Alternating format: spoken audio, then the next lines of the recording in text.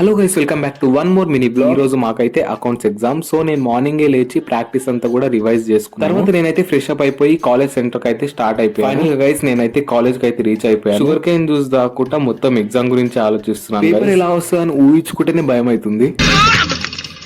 ఊహిస్తేనే భయంకరంగా ఉంది. అలా ఫ్రెండ్స్ ఇచ్చిన ధైర్యంతో నేనైతే ఎగ్జామ్ రాయడానికి అయితే వెళ్ళాను. అంతా సక్కంగా జరగాల. ఎగ్జామ్ రాసొచ్చాకైతే నాదైతే ఒకటే reaction, What to talk? No words. Crying is only coming. Exam బాధ నుంచి బయటికి రావాలని నేనైతే పానీపూరి అయితే తినేసాను గైస్. ఎగ్జామ్ సెంటర్ అంత దూరం ఉన్నందుకు మేము అక్కడి నుంచి రావడానికే మాకు టైం పడుతుంది. ఆ టైం లోపలనే మా ట్రైన్ అయితే మిస్ అయిపోయింది గైస్. తర్వాత మేమైతే 1 అవర్ వెయిట్ చేసి నెక్స్ట్ ట్రైన్ కి అయితే వచ్చేసాము ఇంటికి. గైస్ టైం వచ్చి 9 అవుతుంది. ఇప్పుడు దిగినాము. సెంటర్ ఏమో కాలేజ్ సెంటర్ ఏమో 15 కిలోమీటర్స్ ఫ్రమ్ కాచిగూడ. మాకు రానిపోనే టైం అయిపోతుంది. వచ్చే వరకు ట్రైన్ మిస్ అవుతుంది. ఎలా గైస్, మా అమ్మ ఏమనుకుంటుందంటే ఎగ్జామ్ రాసి వచ్చి మీరు తిరిగేసి వస్తున్నా అంటుంది.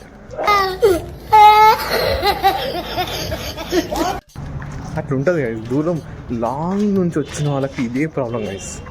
ఇంటికి వచ్చాను, ఇంకా రెస్ట్ తీసుకోవాలి. చాలా అంటే చాలా అలసిపోయాము ఈరోజు. And thank you so much for watching. Meet in next exam day blog. అంతవరకు బాయ్.